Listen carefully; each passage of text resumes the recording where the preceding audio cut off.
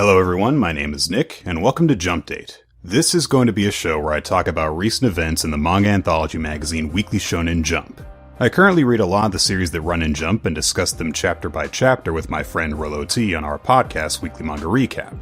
In comparison, you can consider this show a sort of seasonal manga review. The plan is that every 3 months I'll make a video going over notable events in the magazine. This video, coming out in July, will cover this past April, May, and June for example. I'll primarily cover what series have debuted and concluded in each 3-month span, however I'll also cover anything else I feel is noteworthy. Whenever I discuss a series, I'll be approaching it from my experience reading it, which means I'll say when I liked or disliked something and try to explain why. Now like I said, the topic of this video is just the past 3 months, but seeing as how it's been 7 years since I posted a video online, I have a lot of catching up to do first. So let's briefly go over every current Jump series that's debuted since 2013. My Hero Academia. Yes, it's been so long since I did a video that I've never talked about My Hero Academia in one before. What can I even say about it? Super successful superhero series. Anime adaptation is one of the most anticipated every season. Give me more Jiro merch. Black Clover, magic-themed, battle-focused adventure series. Not my cup of tea. Most of the characters I simply don't connect with or care about, and there are a ton of them. Has an anime adaptation which is set to end soon-ish. We Never Learn, romantic comedy harem series with a premise built around studying and tutoring. Has some weird fan service, but is also capable of some really touching character moments. Currently exploring alternate endings where the protagonist ends up with each of the 5 love interests. And yes, I said alternate endings. I don't care what Susui-sensei said, the Iruka ending's canon.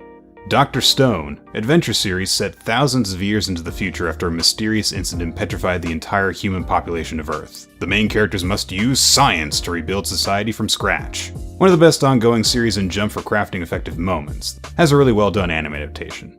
Actage, dramatic story about a teenage girl who discovers she has a talent for method acting, and her rise to celebrity status. The quality of the story tends to vary between story arcs, reaching both great highs and disappointing mediocres. Please stop suggesting that really good movies require actors to go through physical and psychological trauma. Jujutsu Kaisen, dark fantasy adventure story with a protagonist who becomes host to a powerful curse. Didn't care for the beginning of it, I only read the first 3 chapters, now it has an anime. The last time I slept on a series like that, it outsold One Piece. Chainsaw Man, dark fantasy action story about a homeless teen who becomes possessed by the Chainsaw Devil. Another series I didn't care for at first, but after being pressed into giving it a second chance, I ended up really enjoying it. Does a great job of establishing a world you have to be crazy to survive in, and isn't afraid to have characters endure long-lasting consequences with each battle they do survive. Also, routinely hilarious. Mission Yozakura Family, comedic action story about a teenager who marries into a family of super talented spies/hitmen. Occasional moments of brilliance, but too often preoccupied with telling the same jokes over and over. Mitama Security Spirit Busters. A spirit exorcist is incompetent at his job. This is apparently hilarious. A Gravity Boys. 4 idiots go to space. This is apparently hilarious. Undead Unluck. A zombie guy who can regenerate lost body parts repeatedly molests a girl. This is apparently hilarious. Mashal, Magic and Muscles. Harry Potter if Harry didn't have any magical talent so he just punched everything. This actually is hilarious. Easily the best manga to debut in Jump so far this year. And with One Piece and Haikyuu, that's all of the series currently in Jump that debuted more than 3 months ago. I would include Hunter x Hunter as well, but I think it's a stretch to call that currently in Jump. Anyway, let's move on to the manga that debuted in the past 3 months, and there's a fair few of them. 2 debuted in April, 1 in May, and 3 in June. Another series debuted early in July, but we're going to save talking about that for the future. First is Moriking by Tomohiro Hasegawa. Much in the same vein as Hasegawa's previous works, Moriking is a comedy focusing on a bizarre, non-human protagonist. The eponymous Moriking is an incredibly human-looking beetle. In fact, when his pupa hatches, he pops out looking like a fully grown naked man. He can do things like fly, as well as command other nearby insects to do his bidding. When he was an ordinary beetle pupa, Moriking was raised by a young boy named Shota, and because Moriking remembers the way that Shota cared for him, he becomes a part of his family in spite of the bizarreness of the situation. And also despite the fact that he's supposed to be battling other superpowered insects to become the king of the insect world. Much of the humor in the series comes from the over-the-top reactions of Shota's older sister Shoko, who is rightfully freaked out by this weird insect guy being around while Shota and basically everyone else is totally fine with it.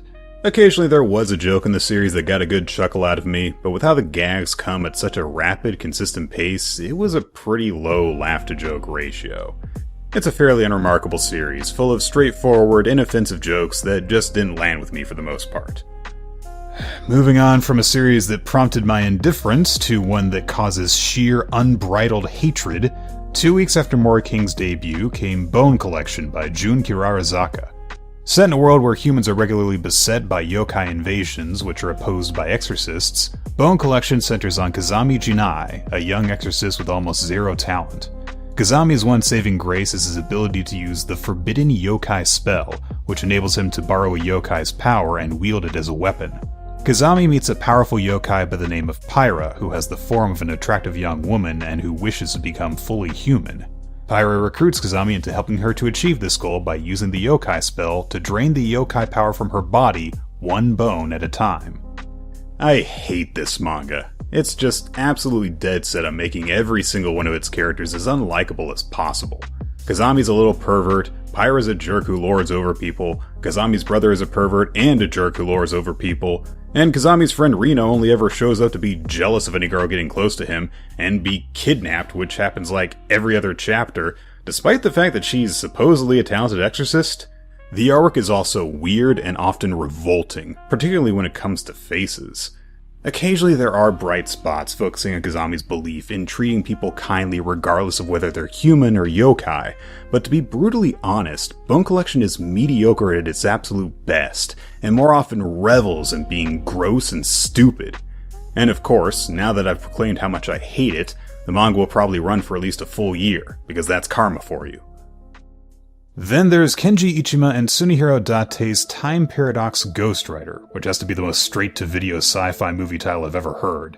Struggling manga artist Teppei Sasaki is trying to get his work published in Weekly Shonen Jump when one night, lightning strikes his apartment, somehow turning his microwave into a bizarre time machine that spits out issues of Jump from 10 years in the future.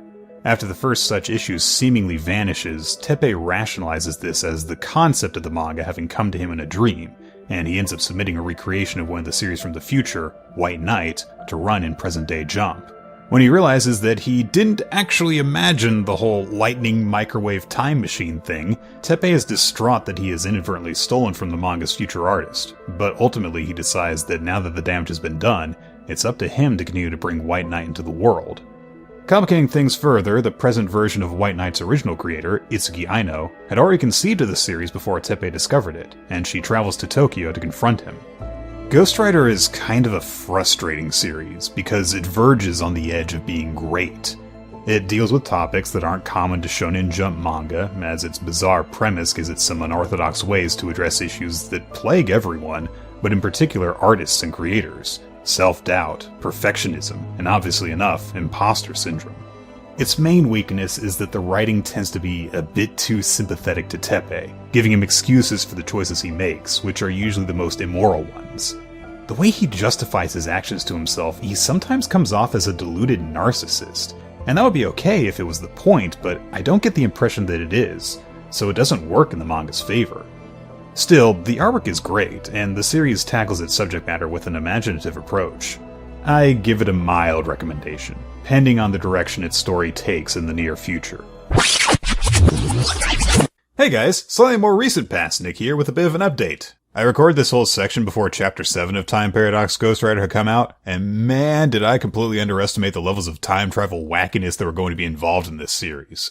So while the manga is still about artistic struggles, it's also about avoiding a dark timeline. I don't know whether this new story direction is going to be good or bad overall, but for right now, I am absolutely all in on this nonsense. Just felt that update was necessary. Moving on. Ayakashi Triangle by Kentaro Yabuki. I suppose I can't really talk about this manga without first mentioning that Yabuki-sensei is best known as the illustrator of ecchi comedy series To Love-Ru, so his bread and butter is drawing the exposed or nearly exposed body parts of young women, and that appears to be his primary aim once again with his new manga. Exorcist Ninja, and yeah, that's his official title, Matsuri Kazumaki has trained his entire life to do combat with dangerous spirits known as Ayakashi. Matsuri has dedicated himself to this path so that he can protect his childhood friend Suzu, whose body naturally gives off a tremendous amount of life energy, making her a magnet for dangerous Ayakashi. While defending Suzu from the cat spirit known as Shirogane, Matsuri is struck by the gender swap art, giving him the body of a woman. Look, like I said, I'm pretty sure Yapaki-sensei's reason for doing this series is just to draw cute girls, especially naked cute girls. There is an entire discussion to be had regarding the way that shonen manga as a whole has a tendency to sexualize underage female characters. But A, I get the sense that it'd fall on deaf ears, and B, I'm pretty sure Yapaki-sensei is doing exactly what he wants to with his life, getting paid to draw boobs and butts and thighs. He seems to be really into thighs now. But regarding the gender swap thing specifically, it's 2020. Even putting aside the fact that we're in the midst of a massive shift in the way that society as a whole views and treats and talks about trans people, guy gets forcefully turned into a girl because that's funny and sexy, is a really played out plot hook by this point. Ecchi comedy writers need to stop going to this well over and over again unless they've actually got a unique take on this old-ass formula. Maybe you could throw in the twist that the protagonist was secretly a trans woman, and she has to try to keep her new body instead of trying to get her old one back. And I know, Yapaki-sensei is probably not the one to write that story, and it's not fair to judge this series on the basis of it not being that hypothetical one. It's just that that topic is where my mind went to as soon as it turned out this was the direction the story was taking. Purely on its own merits, Ayakashi Triangle is what it is. It's what you would expect from a series drawn by Kentaro Yapaki, both in terms of quality and in terms of content. Magu-chan, God of Destruction by Kei Kamiki was pretty easily the most pleasant surprise out of this recent batch of manga. I didn't expect much upon seeing the first bit of artwork from the series, and I completely underestimated both how funny and how sweet it was going to be. Sometime in the past, a band of heroes halts the reincarnation of Magu-Manuaku, the God of Destruction, sealing him away inside a crystal. In modern Japan, a young girl named Ruru discovers the crystal washed up on the beach and breaks it, freeing Magu-Manuaku, except he's all tiny and cute, thanks to his powers having faded with time. Ruru takes Magu-chan in as a roommate/pet, thus beginning a bizarre friendship between airheaded girl and adorable eldritch being. Despite how little of the series there is, I simply can't praise Magu-chan enough. It's so packed with humor. I love Magu's absurdly oversized ego. I love how his vernacular and his body language and even the appearance of his word bubbles makes everything he says sound deep and grandiose and over the top, even when he's proclaiming how much he enjoys riding around on Ruru's head. Ruru, on the other hand, is the ultimate foil for Magu. Cheerful, naive, and hardly blinking whenever he unleashes his destructive eye beams, and just making him earn his keep by doing various chores. And there's some real genuine emotion to the series as well, which helps keep things grounded and make the characters seem like more than just vehicles for jokes. I will say that this is more of a comforting series than an exciting one, so I'm not sure if it's going to succeed in grabbing people's attention. But as long as it's around, I'll gladly keep reading it. Last up, Hard-Boiled Cop and Dolphin by Ryuhei Tamura. A self-described hard-boiled cop named Boyle Samejima is forced to transfer after... Yeah, alright, you know what? Forget that. There's a dolphin cop in this manga. Dolphin cop. You have to get halfway into the first chapter before you see him, and he's not even mentioned in the Japanese title of the manga. What is it with shonen manga not putting their porpoise-related antics front and center where they clearly belong? I'm telling you, Gang Orca, put him in chapter 1. Musubi dancing with a beluga, put that in chapter 1. A dolphin stealing Kirisu's bikini top, screw it, put it in chapter 1. More dolphins in manga. Screw Boruto. Give me a Naruto spin-off named Narwhalto, and then you'll have my interest. Alright. What was I talking about? Right, the boring manga. Samejima is a loose cannon cop who doesn't play by the rules, so he's forced to transfer to this small island and partner up with an anthropomorphic dolphin named Orpheus. It turns out the island is a hotspot of criminal activity by aquatic creatures similar to Orpheus, and also there's this whole background plot element that has to do with Orpheus' adopted human daughter Chaco, who was previously the oracle of some sort of mysterious oceanic cult. The story mixes action with humor, and while the former is fine but unexceptional, it's the latter that I find to be its major shortcoming. Mostly because the series is told primarily from Samejima's perspective, and Samejima is the most boring to ever boring. He has a lot of these internal monologues, and the longer he talks, the less funny everything around him seems. Even some early jokes that I liked originally seem less funny rereading them after having been through several chapters enduring his bland, tough guy persona. Obviously, the quality of comedy is subjective. I've seen a fair amount of positive feedback for Hard-Boiled Cop and Dolphin praising its humor, but Samejima affects the delivery of the manga's jokes in a way that I find really unappealing. And it doesn't help that the first chapter of the series, released in June of 2020, framed recording police in the line of duty as bad, and cops shooting their guns as cool and awesome, which could be generously described as poorly timed. But overall, I just think it's boring. The series with a dolphin cop is boring. Before we get into series that have ended their runs in Jump recently, I want to talk a bit about a one-shot that ran in May, Yugen's All-Ghouls Homeroom. Created by Yuto Sakuda and Shun Seiki, the duo behind Food War Shokugeki no Soma, the one-shot focuses on an eccentric exorcist named Yugen Tojinbo. Yugen can see people's inner spirits and doesn't care about their outward appearances, even when they've been possessed and corrupted into hideous monsters. The one-shot focuses on Yugen exorcising a spirit that has possessed a troubled student at an all-girls high school, and the ending of the story is a pretty clear indication that this is intended as a pilot for a potential ongoing series. I think it could make for a decent manga, even if Jump's currently inundated with new series about spirits and exorcists. The stress placed on seeing people's inner beauty is a nice theme, and Seiki's artwork is magnificent as always. Also, it's actually pretty restrained fanservice-wise, considering it's by the Food Wars guys. But if this gets picked up as a series, I hope that Yugen doesn't come off as creepy as he does in this one-shot. The guy straight up admits that he wants to use his time at the academy to find a bride from among the student body, so he's a predator. That's charming. I would like it if Sakuda-sensei would consider reworking that, but considering some of the character choices he's made recently, I don't have too much faith. And now for the Jump manga that reached their conclusions in the past 3 months. Here's a quick breakdown of what series I'm going to talk about, with time codes included. I'll try to avoid being too specific when discussing storyline developments, but in case you're really worried about spoilers, there you go. Zip Man by Yusaku Shibata lasted just long enough to poke its head into April. The series was focused on a pair of twin brothers, Kaname and Koshiro, who were fiercely competitive until the latter suddenly died. It soon turns out that Koshiro's consciousness was actually transferred into a bizarre, high-tech kigurumi called a zip suit. When Kaname dons the suit, he and Koshiro become the superhero Zip Man to do battle with others who have also donned such suits. Sadly, there's not much to say about Zip Man. Even taking into account how short it was really light on story and character development.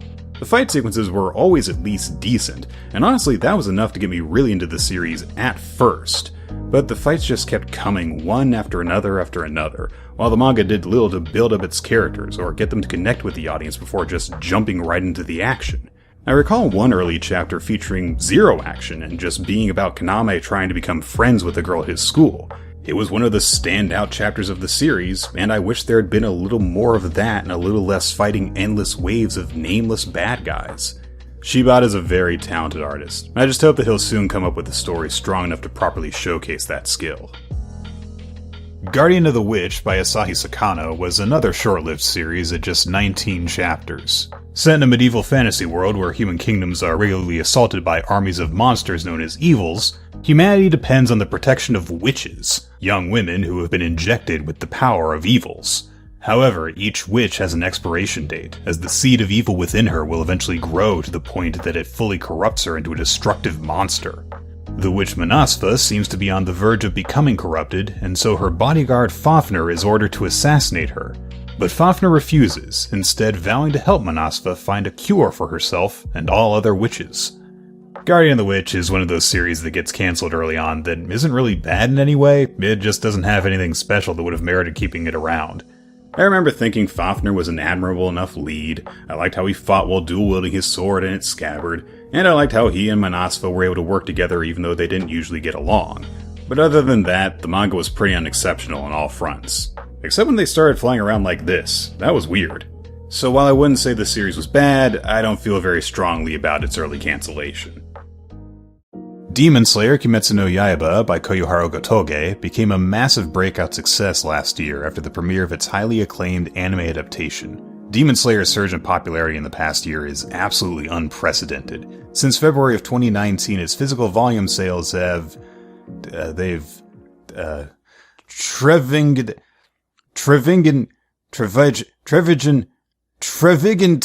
There's a lot more now! Tanjiro Kamado returns home to discover that his entire family has been slaughtered by a demon, save for the oldest of his younger siblings, Nezuko, who has instead been transformed into a demon herself. Despite her transformation, Nezuko still retains some amount of her humanity, defending Tanjiro when he is in danger. Tanjiro sets out on a quest to reverse Nezuko's transformation, necessitating that he become a demon slayer in order to confront the one responsible for slaughtering their family. I'll admit, while I did like the first few chapters of Demon Slayer when it made its manga debut, I quickly stopped reading it. And now that I've primarily consumed the series through the anime, which I'm really enjoying, I've kind of ruined the manga for myself. But it looks like that's okay. With Demon Slayer's monstrous popularity, it seems inevitable that we'll get to see the full story of Tanjiro, Nezuko, Zenitsu, and Inosuke in animated form.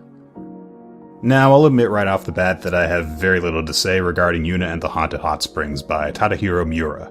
From what I can gather from plot synopses, and, well, the title, Yuuna is a ghost who haunts a hot springs inn, and this is an ecchi series full of fan service. It was popular enough to get one season of anime, plus a few OVAs, but I've never read any of the manga because it was licensed by Seven Seas Entertainment, which means unlike the grand majority of Jump series, which are licensed by Viz, it wasn't available to read through the online Shonen Jump service. The most I've ever seen of Yuuna have been when it's had the occasional crossover with another Jump series, or when it's stirring up controversy by trying to get away with bypassing censorship standards. Seems like it was just another cheesecake series making excuses to publish drawings of boobs and butts to me, but for all I know, it could have been the most amazing, heartfelt, challenging, emotional manga ever. I mean, it probably wasn't, but it could have been. And finally that leaves us with The Promised Neverland by Kaiu Shirai and Posca Demizu. This is such a shame. 3 years ago, I never would have imagined that I would end up feeling so negatively about this series. The story had gotten off to an amazing start, with super intelligent preteens Emma, Norman, and Ray discovering that the orphanage they grew up in is actually a farm that raises human meat for demons to consume. Realizing that the world as they know it is a lie, the three must find a way to escape the prison they once thought their home, while evading the clutches of their own mother. It's really impressive just how immediately the franchise captured people's interest, not only getting a popular anime adaptation, but also a billion other projects down the pipeline as well. But unfortunately, as far as the original manga is concerned, The Promised Neverland squandered its promising beginning. It didn't happen all at once, but after wrapping up its initial story arc, it was never quite as good, and by its conclusion it was just a mess. It's bad enough that the series kept introducing new characters that it didn't seem to know what to do with, and you could say the same for much of its original cast as well. Bad enough that each of its villains was less complex and less intimidating than the last, and even its first ended up disappointing in her own right. And bad enough that a series that was once about clever kids planning and improvising their way through seemingly unwinnable scenarios turned them into mini Frank Castles who would repeatedly gun down their enemies. But worse than all of that, the thing that really ruined The Promised Neverland for me was that it abandoned its own creed. So much of the story hinged on Emma's conviction and love, her desire to protect every single member of her family, even when she was repeatedly told it was impossible to save them all. When someone was willing to sacrifice himself to save her, she refused to accept that, instead finding a way to save everyone, and always choosing to offer up herself when a sacrifice was necessary. And yet, that girl apparently didn't know the names of two members of her supposed family when they were murdered in front of her, purely to make a barely relevant villain seem more dangerous. The Promised Neverland had done a lot to encourage its audience to buy into Emma's belief that all of her family was precious and indispensable, that losing even one of them would be an unacceptable tragedy. So having any death surrounding Emma come across as this unimportant made her conviction seem somewhere between hollow and straight up hypocritical. And for the entire year and a half left in its run following that incident, The Promised Neverland had a really hard time weaving any compelling plot threads, and always seemed to resolve them in the most boring and convenient manner imaginable. Put simply, in its first year of publication, The Promised Neverland was arguably the best series in Weekly Shonen Jump. In its last year, it was consistently one of the most mediocre and unfulfilling, which is why it is such an incredible disappointment. Alright, that is the end of the video. I love closing on a happy note. Thank you for watching this through to the end. If you enjoyed the video, share it with someone else you think will like it. Also, please consider following me on Twitter, supporting me on Patreon, and listening to Weekly Manga Recap. I understand this is where I'm supposed to ask you to do things on YouTube, but I don't understand how they work.